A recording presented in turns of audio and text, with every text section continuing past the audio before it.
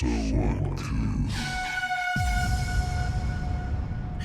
I do a mic drop. I've got a stand. I've got all sorts of stuff, but not a connecting thing. Put it in a cup or a bowl. I think hold it. Every week it's the same, guys. What's that? We're here waiting for you. Yeah, there's a terrible technical difficulty called Caroline Craig. You have spelt your name correctly on the screen this time. I miss Caroline Craig. She was different, you know? She had pizzazz. She's unusual. Let's go for it. Welcome to So Uncouth, a podcast filled with conversations you can't have in polite company. I'm with, oh my God, I don't even know who I am, what I am, I'll be Craig. what's going on. All right, well, let's start with me. I'm Victoria Hannaford, a recovering journalist. I'm with Caroline Craig / Creag. Open to all suggestions. Doing multiple things at once, holding a microphone. And we're with our friend, the mysterious Bunsen burner, who's a stickler for the data. Which sometimes we need, I've got to be honest. Someone's got to pull us into line. Absolutely. We're three friends who live in three different cities, although you guys are both in Sydney, in separate locations. Is that right? We are. I can almost see Bunsen, I reckon. I've been watching you, but you're a bit far away. I don't have my bifocals on. No, I'm in another suburb. We thought that it would be safer to keep us apart, even though we are geographically closer than we normally are. Exactly. It would have been a level of technical difficulty we probably couldn't have surmounted, let's say. Well, you're joining our weekly catch-up and we're very happy you're here with us. And just before we get to anything else, I just want to say, if you are in the Couth and you're listening and you're enjoying, tell a friend about the podcast. We'd love to have them along for the ride too. And if you have a So Uncouth dilemma, maybe something that you think is too uncouth for your immediate circle, send it to us, souncouthpod@gmail.com. Yeah. Or hit us on the DMs. I love a DM. I think we've pretty much demonstrated in recent weeks that there's not a lot that we find too uncouth. So, well, I have found a few things too uncouth coming from my nieces. I think I reached a level of too uncouth. They talked to me about something that I only want to mention briefly because, as I said, it's a new level. Shommeting. Is that vomiting while you're shopping?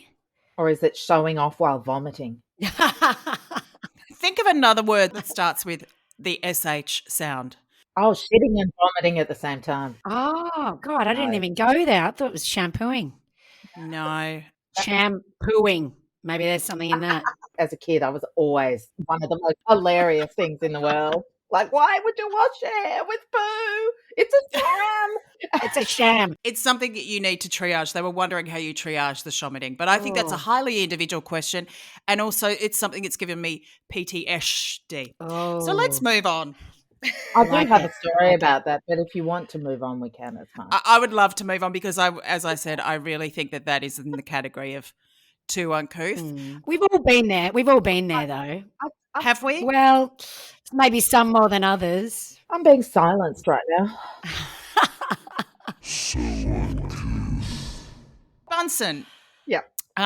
Look, I want to hear about your week. I feel like you've been out in the world and you may have stumbled across something that you want to share with us. Oh, listen, this is not so much an etiquette dilemma. It's more sort of like a public service announcement, really, for you, Victoria. So for a PSA. Well, for people who don't know, Victoria is an addict. I would say she's not even a recovering addict. She's addicted to pain. Is she functional? Is she? I will be the judge of that. But she's addicted to pain. She says she's addicted to chilies, hot sauce. But as we know, the data says that actually when someone eats hot sauce, they don't have any, it's not their taste receptors that are firing up, it's their pain receptors. So basically, Victoria needs to be in pain every single time she eats a meal, to the point where if she comes over to my house, and I'm very not this way inclined. Pain avoidant, yes. She will dig around in my cupboards looking for something to give her a quick fix and resort to cleaning vinegar. We've been through this before. We don't need to go through it again. It's a full circle moment. What's happened, Bunsen? Tell me more. It's a reckoning. I feel that I should let you know it has come to my attention that climate change and your pain addiction may be intersecting because Ooh. the popular maker of sriracha sauce is temporarily halting production. Methane? Are we talking about methane overproduction from my areas? No, believe it or not, this is bigger than you. Not possible. Not possible. Listen, I'll read you a little bit of a news article. This is way more direct than I was expecting. I just want you to know, Bunsen. This was pointed out to me by a friend of the Couth, who also thought that you should, basically, you need to buy up big, Victoria, because you're going to be in trouble soon. Okay. Maybe I'm a panic merchant, but fuck it. How much toilet paper did you have during the pandemic, Bunsen? I thought we are not going to the vomiting side of things, Victoria, are we? I mean, I can't believe you even brought up toilet paper after shaming me. I'm disgusting. Yes, you are. And maybe that's your underlying issue, that your self-hatred you need to kind of work on. Anyway, sorry. I interrupted. Proceed. Okay, I'll read you a little bit. Your food could be decidedly blander this summer. I think that's a little bit of a judgment by CBS News. But anyway, your food could be decidedly blander this summer, with a major sriracha producer warning that it is suspending production because of a shortage of the Thai chili sauce's main ingredient, hot peppers. No. What's happened to the peppers? The red jalapeno chili peppers used to make it are too green, and therefore they won't be giving you that extra pain hit that you need, so they can't keep making their sauce. And all customer orders as of May the 6th have been cancelled. So I imagine that the makers of this sriracha are not the only manufacturers of pain products that you eat, and that other sources, may also become harder to get. So, Victoria, in the interest of our future relationship, I would like you to just go and buy up big, because she's gone. She's gone. She's left. I don't want to see what happens when you are left without the crutch that you use on a 3 times minimum a day. Yeah. Well, listen, I've got some news for you, Bunsen. I have got a kilo of chili flakes that I bought up recently. You only need 1 or 2. I've got at least 7 different types of chili sauce. Sriracha is one of them that I barely use. You know why? Because it's too soft for me. It's a gateway drug. So I'm fine without sriracha. And also, I have my own chilies. Yeah, I was going to say, I've seen them growing at your place. So I can get high on my own supply, Bunsen. Well, listen, don't ask me to come and help you with those chilies, because did I tell this story before? Have I told you guys this story? I'm frightened now. As an act of, what do you call it? An act of service. I think it was a love language, and an act of service. Love language. And anyway, I once decided, despite the fact that I am not a pain merchant like you, we had some chilies growing, and I decided, you know what, I'm going to pickle those chilies, just because, Pickle them? How do you pickle a chili? Put them in vinegar, mate. Industrial strength vinegar. 2 things that Bunsen's not keen on. Yeah. And basically, so I kind of picked this, a huge amount of chilies. I seeded them, whatever. And it was then brought to my attention after about 70 minutes of doing this that I should have been wearing gloves the entire time. Oh, youchie. I know where this is heading. Well, to the regions. No, it's not actually, because unlike some, Victoria, I can keep my hands to myself. You don't have your hands down your pants at all times?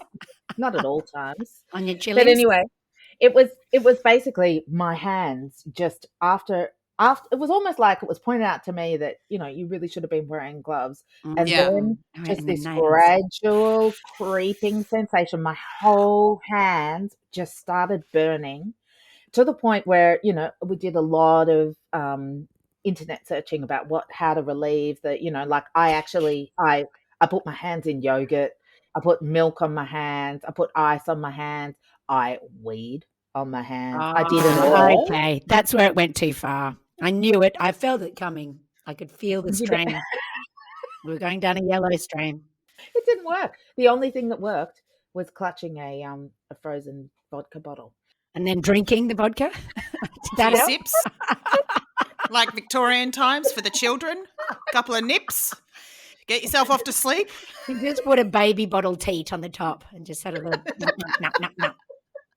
No, I sort of was just clutching it with both hands. But then even 24 hours later, my hands were still killing me. Oh, yeah. Red raw, because that is it's actually a hazard. It's an injury. Yeah. Anyway, and I was typing the next day and I was tingling all over the place. It was it was bad news. That would have been your insides, mate, if you'd actually ingested it. That's what the feeling is, a little tingling. Do you have it every day, Victoria? Not only every day, every meal. Even breakfast? Yeah. On your muesli? I don't eat muesli. Okay, all right. Well, there we go. That was I'm more advanced.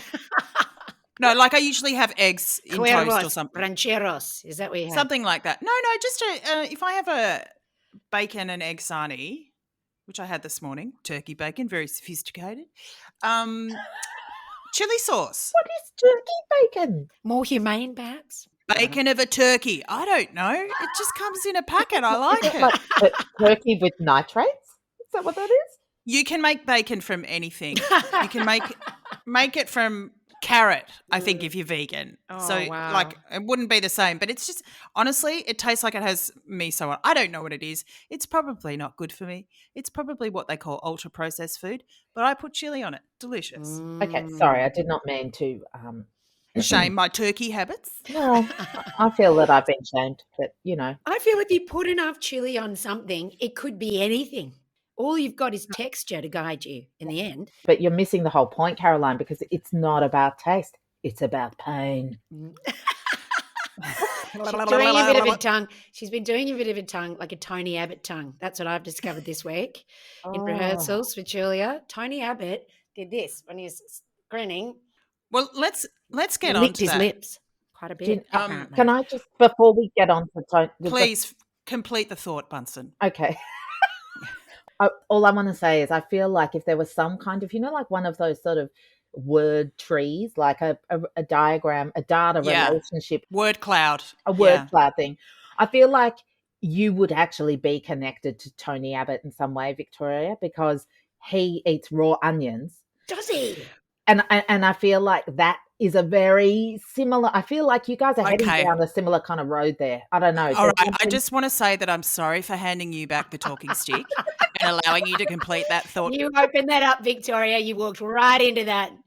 I have never been more offended in my life. I'm considering walking off. That's how aggrieved I am. All right, well, let's move on to Caroline Craig, or Creag, however you're known this week. I support both. How's your week been? Because you're in Sydney to stop that tongue motion. It's triggering for me. You've been in Sydney rehearsing as understudy for the play Julia, aka Julia Gillard, and Tony Abbott has clearly been a topic of discussion. Oh, he's here, including that tongue motion. What's going on? Well, lay it out for us. I'm discovering a lot more about Tony Abbott. I just didn't even know. I mean, he is an absolute cornucopia. He is a wealth of uncouth. He's anti no fault. He wants to bring back no fault divorce. He's anti stem cell research. He wants to bring back fault divorce. Oh yeah, he wants fault divorce. It's just the gift that keeps on giving. And then when Justine Clark does that fabulous face, I mean, I just can't keep it together. Can you break it down? Break down the face. So it's Tony Abbott's. He's got a bit famous. He sort of sits back with a very smug grin. His very famous smug grin, sort of challenging grin with a little tilt of the chin. Oh, the chin's up. Yeah, the mocking tilt of his grin, I think was one of the lines. And then a little lick of the lips. A little lick. It's just an uncanny. It's like a lizard or a snake tasting the air. And it's so reptilian and disgusting. It And I've been noticing it for years, and I'm so glad someone else has pointed it out. I'm learning so much. This whole enterprise is a learning. But also I feel like I've been studying the misogyny speech, and there's a great sort of fire between the two of them, between Gillard and Abbott. Yeah.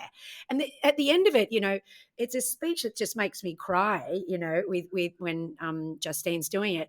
But she's got a bit of a laugh, a bit of a smile in her face right at the end when she notices that at the end of 15 minutes, when she's completely roasted him, he's looking at his watch. And she turns and she says, who is looking at his watch? Because apparently a woman has spoken for too long. And there's this great sort of moment where she really wins everyone back. And you're like, oh my God, I would just be crying with rage after the absolute litany of misogyny that he, standing in front of signs saying that, calling her a witch, calling her a bitch, all this terrible stuff that happened. And she lays it all out so cool as a cucumber. And then the man is looking at his watch, licking his lips, probably licking. There's probably a time for another lip lick. I mean, that's obviously a very kind of like provocative kind of gesture. It's a kind of like, oh, look, she's the hysterical woman is just like, she's off on, must be her time of the month kind of vibe. It's that kind of. Yeah, he was checking the date. He wasn't even checking the time. Because keeping up with the cycle. There are clocks in the chamber that say how much time. Like there's clocks on the walls. It doesn't need to be like, oh, it's July. It's the 25th No, it's of July. It's a very conscious arsehole kind of move. Like it's so rude. It's just so rude. It's like manspreading of a fashion, It's sort of like just taking up a bit more space and going, I'm so unbothered by what's in front of me. Oh, is that the time? Thanks, Julia. The irony is he's actually looking really shamefaced up until that point. Like he goes from very smug, and it's this sort of, like you're right, manspreading, like sitting back, tilting back. It's just fascinating to watch the whole thing. In the play, Caro, is there anyone playing Tony Abbott? Well, this is the great thing. So Justine becomes all these different characters. She becomes Alan Jones. So it's it's a pretty incredibly virtuosic thing. Yeah. What a huge thing to understudy, Caro. Yeah, I know. No, I'm having an absolute ball, and my Lord, these actors and the whole company are really, really supportive. It's awesome. Oh, that's so great. What's it like being an understudy in general?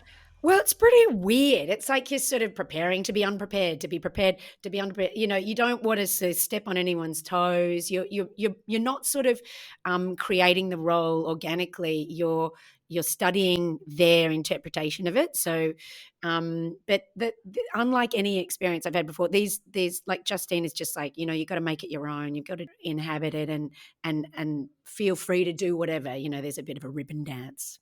There's a bit of rhythmic gymnastics in it. It's Justine Clark, isn't it? Yeah, she's brilliant. Yeah. She's brilliant. And Jessica is brilliant as well. So it's actually not just a one-woman show. There's a sort of a slight ghost story element to it about a younger generation of women sort of summoning her. And so Justine sort of plays this every woman character that Jessica kind of summons and brings into being. So it's quite fun, and it's a bit psychological. Oh, I can't wait to see it. And I mean, I wish Justine Clark all the best. But right. I do hope that I get to see it with you in it somehow. Yeah, I know. I'm like, if you ever just want to go back and visit your family. Yeah, that is the weird part of it. You're like, I don't wish you ill, but I'm happy to go on, But it's also, you've got to be ready to go. You've got to keep it front and center in your mind and be ready to go for a month, right? Oh, it goes for ages. Like it goes until October. There's something like it could go to 130 shows if it extends. And what's awesome is that people are really hungry for this. Like the tickets are selling like crazy. And I'm sure because of the fact that Justine's in it, but it's also Julia. Like we were talking yesterday about does it feed into a bigger conversation, more of a national, international conversation now about women and violence and bullying of women in the workplace and, everything that she went through. And, and so it's kind of it opens up a really interesting place. And she says that, one of the best things about this is not everyone loves Julia or loved her policies or loved everything that she did. But as soon as the lights go down in this show, there's this massive burst of conversation. So people are, they're arguing, they're excited, they're, sort of really into the whole discussion of it. So that's exciting. Great. That sounds awesome. Yeah. So can I just do a couple of name checks? So it's Jessica Bentley. Yes. Justine sorry. Clark. Yeah. No, that's all right. Yeah. Caroline Craig, you're the understudy. That's right. Joanna Murray Smith is the writer and Sarah Goods is the director. Yeah. So we're looking at a very kind of female heavy setup there. Is that making a difference too? Well, it's interesting that you say that because I did sort of turn to Sarah at one point. I was like, this feels like a very different energy from other rooms that I've been in. And also the spirit of it is it's got a great sort of positive energy about it. It could be, a sort of bashing men rant, sort of, it could be very angry and there is a sort of rage in it, but her relationship with her dad is really beautiful. And there's this really beautiful sort of, you get to see her as a little kid in the debating team and, sort of. Sounds so great. Yeah, it's fun. And it is, I think, going to be pretty special. I'm pretty proud to be a part of it. So, yeah, even if I'm just cheering from the from the wings, I promise I won't stick my shin out, but I can't promise I won't be doing dance moves back there. So watch out. I've already buggered my knee. I'm loving it. That's a good show for me. So, something that the Couth may not know about the three of us is that we have birthdays in quite a short succession. So it's Caroline first, then me. Bunsen, yours is coming up. I don't want to get too specific because that could be identifying. People might know your birthday out in the world and we want to keep that very private. Hack my identity. They could celebrate every day of the year, couldn't they? They are. Well, look, I've put off discussing mine because I was saving it for the pod. But as you both know, and the Couth may know, depending on how close we are, I'm sharing it with you all now. I share a birthday with my LP, life partner, Peter Felicity Lewis. That's not his real name. Some of it is. But I have decided that it would be better for everyone if we didn't celebrate birthdays on the same day. Now, Bunsen, was that your suggestion that we bifurcate birthdays? Bifurcate?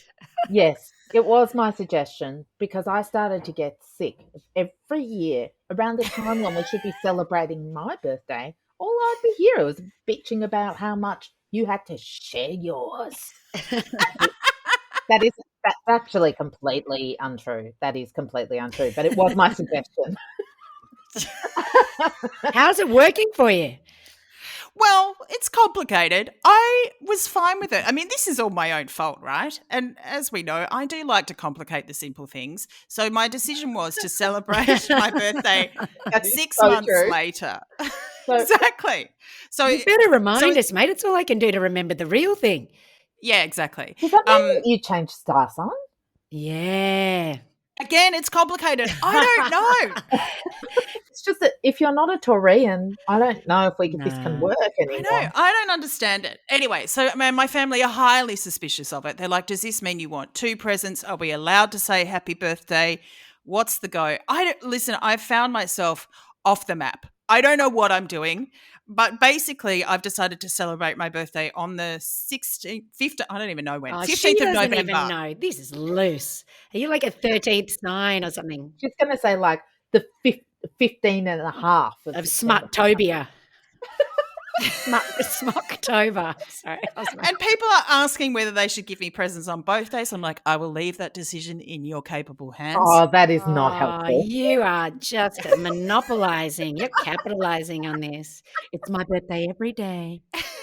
Anyway, I think it's all coming back to haunt me because I did get a card and I want to share it with you because I didn't particularly enjoy this card and I just wanted to get users' opinions on it. Yeah, okay. By the way, you guys gave me a fantastic present that I'm using right now, which is a set of amazing headphones, which is a big step up from the $10 jobbies I had before. Anyway, here's the card. Okay? I want to Can see you see this? What does it say? I'm going to read it. Okay to act a little weird on your birthday and a picture of, is it a picture of a goat? It's not like anyone will be able to tell the difference. I like Is that. that the what? And I so, did not appreciate it. and so, are you saying that just because we got a little glimpse into the card, I couldn't read all of the handwriting, but it was kind of like the card. It looked like a card that someone passes around when someone who is leaving a job, and everyone, even if you don't know them very well, you have to write a little message on. Looked like there were a lot of different messages. So, did they all, your entire family combined, to just buy you a $3.50 card? And go well, Neville. Best of luck with the fishing trip. Didn't really get to know you. Maybe our paths will cross again sometime. Here's my LinkedIn profile. Yeah. My OnlyFans page. I can't say who it came from, but it was not family. Oh, people love you. People love you out in the couth, don't they? But do you? I just don't like. Did it come from your workplace? Shh. We're keeping it under lock and key as to where it came from. So you're being weird at work, aren't you? A weird goat. WAW. Wow. Weird at work. I mean, I think that there's a trend out there, and this is what I really want to bring to you, is the faintly insulting or just straight out insulting card. I'm not into it. I don't like it. I saw a card. I went card shopping for Peter and I got him something. Oh, my God, I'm going to go and get it. 1 second. Can we just, before you get to this next card, what did you think of the card? Because I wrote you a card. I loved your card, Bunsen. I could not have loved it anymore. I never do the card. I never do the card. What? It wasn't actually a card because Australia Post doesn't sell cards anymore. Yeah. Oh, what? And so I had to just write it on the bubble wrap. That's shocking they don't sell cards. I've got it. And you know what? Right, your card was beautiful, Bunsen. Your card was heartfelt. It was real. It was in the moment. I felt it was visceral. I knew what was happening. I was there with you. It was biro on bubble wrap is what it was. Yeah. And it also included ruminations on why Australia Post is stocking gift cards. Stream of consciousness screed. When they sell everything else. I mean, what is that? Anyway, sorry. And then I got Peter this card, which was just a whole bunch of writing on the front. It's your birthday. Something about key boogie. to it is this. Okay, we might not be able to use that. That could be copyright. Anyway, I saw another card that I quite liked, which said, it had a picture of Galar on the front, and it said, apparently it's your birthday. Hilarious to me. That's a good one. And then I get this fucking goat that tells me I'm a weirdo, and I was triggered, and I don't like it. What do you think? What do you think? I think that's a pretty weird response. Actually, that's a good question. What was your response in the moment? Because that is always the test of a birthday gift. I just went, tribute. Oh, that's a bit shit. To their faces? Did you do that to their faces? Because I'm wondering why you got the goat card. You might want to ask yourself some questions, Victoria. Because I'm the greatest of all time, the goat. Okay? Can I ask a question that perhaps comes a little closer to home? And if this is not too personal, but whether or not this birthday, because you've invented either an alternate / additional birthday, that remains to be seen, but did that affect the actual experience of your birthday for everybody else in your house? Did it contribute to a more harmonious home on your birthday? Oh, it was lovely. You know what's nice about it is that I just have given the day over to Peter and he gets to celebrate, and it's not like there's a kind of like half like waiting for these like da-da-da. It's very clear. Like whatever he wants to do, we're going to do that. He got presents, which did include a vacuum cleaner. That's what he asked for. I'm very sorry. Birthday Dyson. Okay? Look at you. You. I did not get a Dyson. They don't suck properly. Anyway. They don't suck hard enough. Is that what you're saying? They actually don't. And they block up really easily. Right? No, so we've moved on from the Dyson. Anyway, and, you know, you got a few other bits and bobs, but I think it works well. He still thinks that I'm up to something. He's highly suspicious, and fair play, because as we know, I have a habit of overcomplicating things. Anyway. Is it because you were too nice? He's like, hang on a minute. What do you want? He's like, has she suddenly become Canadian? What's happening here? I don't get it. But it's also kind of delaying the aging process as well. It's just a puff of purple smoke where my age used to be. Okay, so no one knows. That is, purple is a very You're giving you something away with it being purple. You know that, don't you? That's when that I'm a hippie. You're knitting. I just feel there's knitting involved. It's a feminist colour, Caroline. That's right. I know. I appreciate that. Yeah. All right. Well, I think we've been yanging on for quite some time, so I think it's time we I'm moved having on. fun. This is fun. I'm having an absolute ball. This is the greatest part of my week, and I hope it's a great part of the Uncouth community's week. The Couth. You know, I just love the fact that we actually now, as a result of this podcast, we talk to each other definitely at least once every week. And we have a vehicle for all of our mishaps. We can just save them up. All our nasty stories go, save that for the Couth. It's also just that thing of kind of going, I know that I'm going to talk to you guys at least once. Yeah. Once a week, at which, because we all live interstate, it's just such a lovely thing. Like, I was talking to some friends yesterday, and one of them was going to a reunion, all from, like, she's American college reunion, and all these people have kind of gone and lived in different places. And I was kind of like, it's like we get to do that, except like every week. No, it's amazing. And we don't have to lose any weight. We don't have to put on funny outfits. We don't have to pretend that we've got really successful careers that, you know, that no one and hope that no one recognizes us from when we're at school. We don't even have that. Well, I mean, I am doing that. We don't have to pretend that people don't find us weird. Because we can't spot the difference. All right.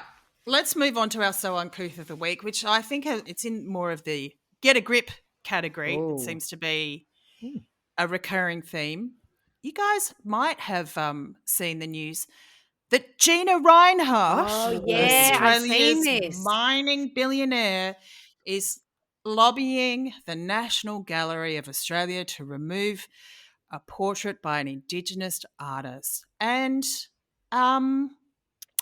I'd like to just give the Couth, who may be listening in overseas, because we do have an international audience, that Gina Reinhardt is Australia's richest and perhaps oldest Nepo baby. And she's been complaining about art. She's been complaining about the revered and celebrated Indigenous artist Vincent Namatjira, who has painted a portrait of Gina. Quite a flattering portrait, I got to say. Yeah, she does not like it, however. Well, maybe she needs to have a look in the mirror. Yeah, well, it's in the National Gallery of Australia, and she's been lobbying to have it removed, and she's also apparently rounded up some mates to complain, and by mates I mean probably people on her payroll. Anyway, what have you guys read? What are your thoughts? Well, I noticed that it was a swimmer. There was quite a famous swimmer who's with the Queensland swimming team that she funds and supports. So a lot of sports people are coming forward and going, I don't think it's right.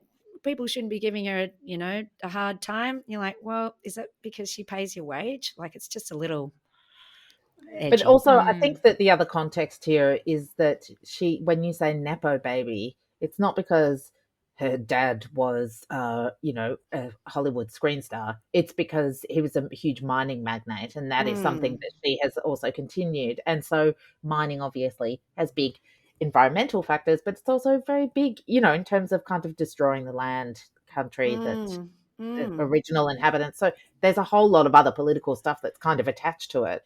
I find it very interesting that she is kind of just saying, I don't want to be portrayed in a certain light. And there's actually a whole other context that goes into how she is being portrayed. And it's actually not really about her face or what she looks like.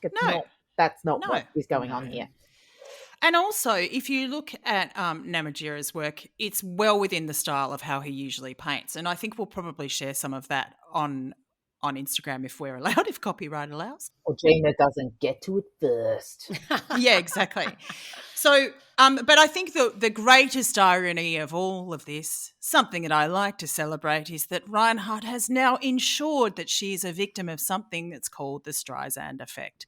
And that goes back to when Barbra Streisand complained about some image of a house of hers appearing in the public domain. No one really knew it was her house, but by nature of that complaint, she drew attention to the fact that was in fact her house. And now the news of Gina, or Gina, as I like to call her, has gone worldwide. And I've seen it now appearing on Time Magazine's Instagram feed. I also wonder about what it's going to do to the value of that painting too, because there's no such thing as bad publicity, huh? Absolutely. And to your point, Bunsen, Namatjira has released a statement and he says, what does he say? He said, people don't have to like my paintings, but I hope they take the time to look and think, why has this Aboriginal bloke painted these powerful people? What is he trying to say? I paint people who are wealthy, powerful, or significant, people who have an influence on this country and on me personally, whether directly or indirectly, whether for good or bad. So we will just let the Couth decide how they feel about that. But I would like to point out that Gina Reinhardt is the oldest person I've ever heard of being referred to as a baby, which I did just do, because she's 70 years old. And in the sense that a 70-year-old can be called a baby, she is exactly that for complaining about her own face, because that's a big billionaire baby and maybe someone should just call the wambulance for her. The wow ambulance. And on that note, I would like to say, cop yous later. Cop yous later. Cop yous.